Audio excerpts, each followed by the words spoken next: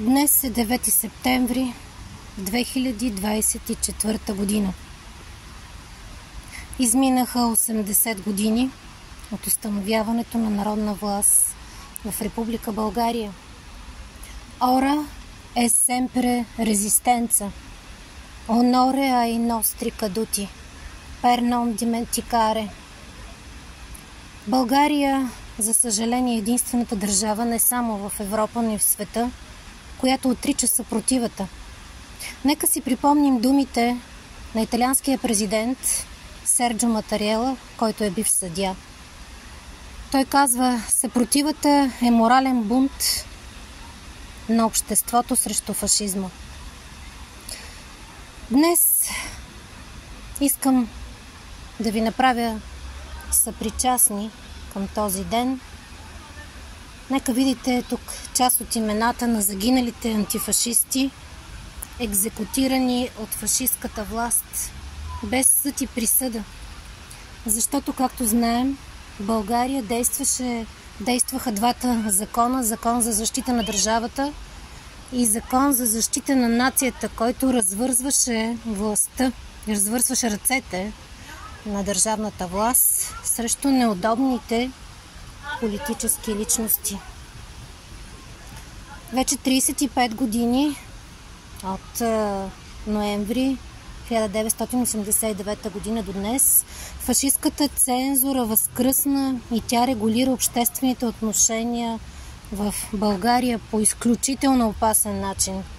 Опасно е да се отрича съпротивата, защото отричайки съпротивата се издига в култ кафявата чума. Нека погледнем имената на героите за народна свобода. Една много малка част са тук изписани на този камък.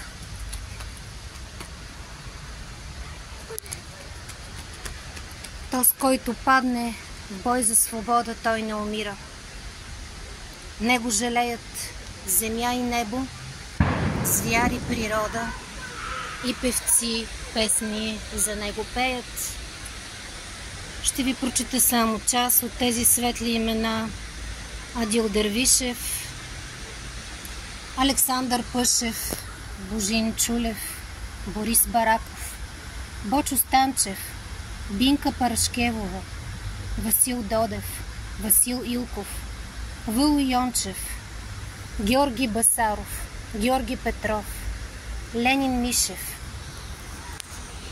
Мара Денчева Саня, Асен Халачев, Адалберт Антонов Малчика, Коста Златарев и още хиляди знайни и незнайни, които не могат да бъдат изписани всички на този камък. Бих искала с огорчение да отбележа, че къщата в центъра на Плевен, в което е живяла Мара Денчева Саня под наем със своя съпруг Коста Златарев, на която стена има паметна плоча, забележете, е оляна с синя боя. Къщата е изоставена.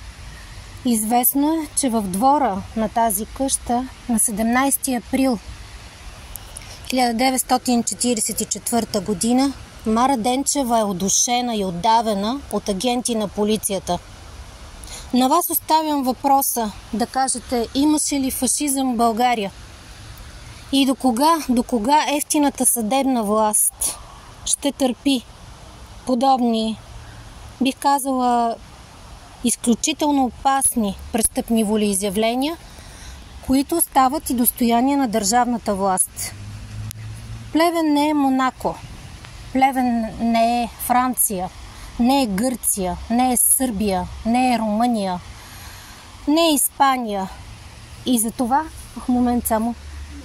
това, трябва с изключително внимание да се отнасяме към всяка една такава